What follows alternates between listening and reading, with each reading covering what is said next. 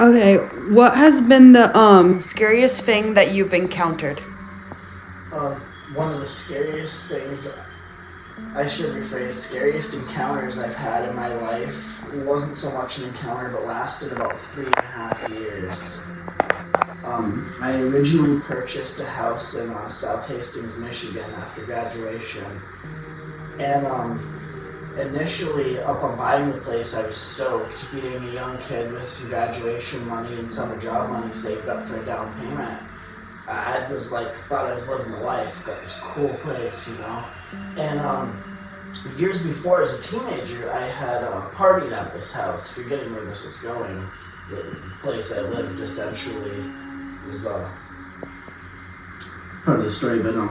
So initially, I had bought it, and it was cool. You know, I had partied there years before, and I had never noticed anything too off about the house. I mean, there had been little spooks and kooks and bumps, you know, in a freaking 200-year-old house, but it was never nothing real severe. There was one small account I recalled way before I had ended up ironically purchasing the house, where I was house sitting, and one of the dogs I was actually dog sitting, was attacking the photographs on the wall, and I found that a little bit strange. And I had had a couple little experiences there, but it essentially wasn't really nothing too bad. Well, fast forward now a few years, and I buy this house, and it becomes the center of the party, you know, as it does when you're young and you're the first one to get your house out of your friends, or at least the second in my case, or maybe third. But anyway, I bought it, and it was party central. It was pretty cool for a minute, but it wasn't really until some time had went by that I had settled down. I had found my well, now who is my wife, and you know, had a kid and stuff, that I started to settle down. And once I sobered up and I came out of that party mode, I started to notice little things that were off, weird, you know, such as just continuous nightmares, things moving around at night, you know, hearing, you know, just things, you know, but it's like all creaks of an old house, so you kind of blow it off. Well, at one point, me and my wife had decided to take the wall out of the back of our closet, because I had remembered years before when I had partied there was a closet in the living room. This gets kind of weird. And at some point in between when I had purchased it and then it was totally sealed, and I thought, well, hell, why won't we break the wall out? You know, a big walk-in closet, really cool, right? So we, you know, have a few drinks, and we start knocking this wall out. Why in the hell would you knock the wall out? Well, I gotta have a space for all these awesome outfits, obviously. You know, I gotta have somewhere to put all these funky clothes. Dr. Brew Kabuchka drinking today. No, I'm just fucking with you, but leaving off on where we left off, as soon as we had busted the wall out of the closet, shit immediately got pretty weird. All of our heat sources in the house stopped working. No matter how much money we would spend to replace them, the house no longer would heat, which is very weird. It was just a coincidental pattern. And that was kind of just the beginning of a rabbit hole, because in the next following many months after that, it started to slowly get to the point of we were not able to sleep at night without being tormented in our sleep, basically, nonetheless. And one day we had company over, and we were all hanging out in our living room. And this one lady looks over at us, and she says, is anybody else fucking seeing this? Am I losing my mind? And there is a soup can, and there's about 7 or 8 of us. I got witnesses to this. It's bobbing. And we're all looking at it, and I'm thinking there's no fucking way. It drops. We all screamed and jumped. And that was one of the most minimal things, because it started to get to the point where the decorations and photos on the walls would fly off my walls and break. So one day, like a nutcase, I screwed my pictures into the damn studs. And no longer faster than I had said, well, there, I'd like to see something make the damn pictures fall now. Every damn decoration I put up, my wife's a witness to this, ripped off the fucking walls, and it scared the shit out of me.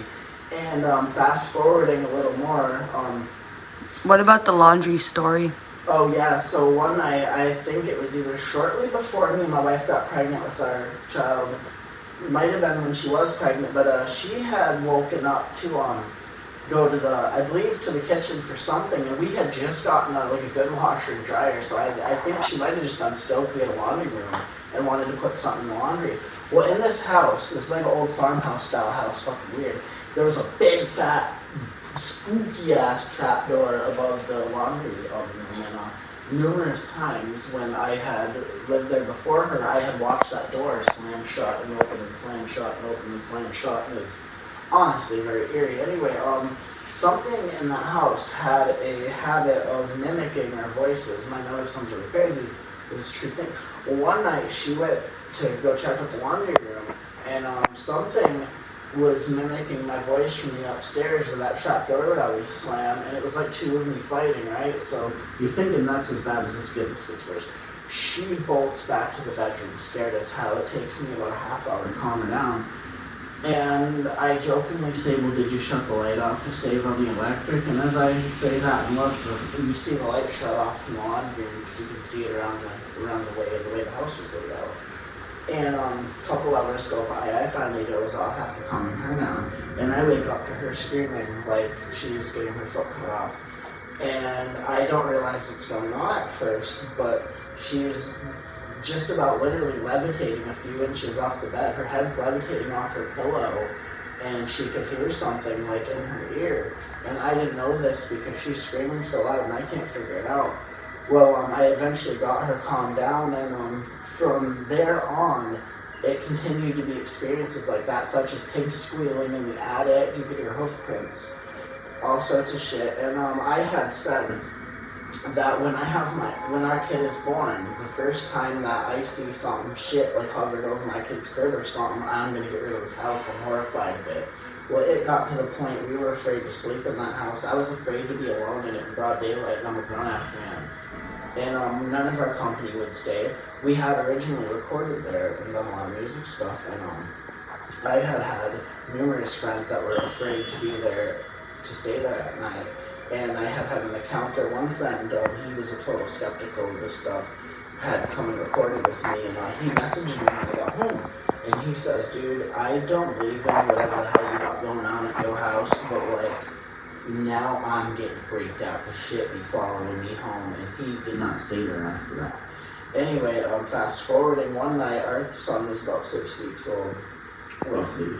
And I had woke up because he was crying, get out of bed, get him, and I had turned toward the crib and I screamed like I've never screamed before. Now, my wife immediately thought I was screaming at him screaming, so, she jumps up, what the hell are you screaming at him for?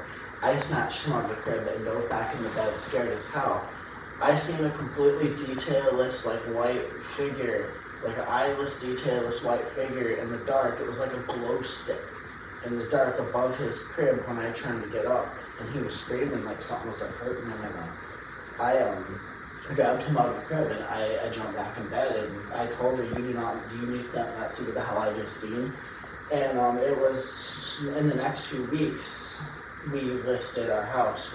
I decided I'm gonna get rid of it. I don't care if I get bottom dollar, I'm just getting rid of it. This place should be damn torn down. On top of a lot of mechanical problems that I had, we listed it and we moved the hell out. And a long time after the fact, I have had numerous nightmares about that place. And to this day, when I do visit my hometown, I cringe when I walk by that place because of the things I've experienced there. It had reached the point right before we had moved that I was starting to have dreams about like dead family members and shit, and friends like warning me to get the hell out of there. And to wrap this story up, after I had moved, I had left a photo album. It was a very important photo album in the house, and my mother went back in the house to get it for me because she's such a sweetheart. Love my mom, she's awesome. And she would get me a photo album that I had left, really important. It must have been just only maybe a day after I had bolted, or maybe less, but she was in there getting it, and she said she heard something, she don't know what it was, but it didn't sound happy with her being in there. And on her way out, that door blew shut so hard it almost caught both of her feet and took the damn heels off her feet. And she fled out the door with that photo album, and then she called me. She said, son, thank God you got the fucking hell out of there. She goes, I don't know what in the hell is in that house or why there's a problem with it like that. She goes, but it's whatever it is, it's from the depths of goddamn hell. And the shit kicker to really wrap this up is that there was no reason for it to ever be like that. Nothing bad ever happened there, and to this day, I will never know what made it so bad. And that is my ghost story. And thank you, and have a lovely evening. Rock on Fox Media.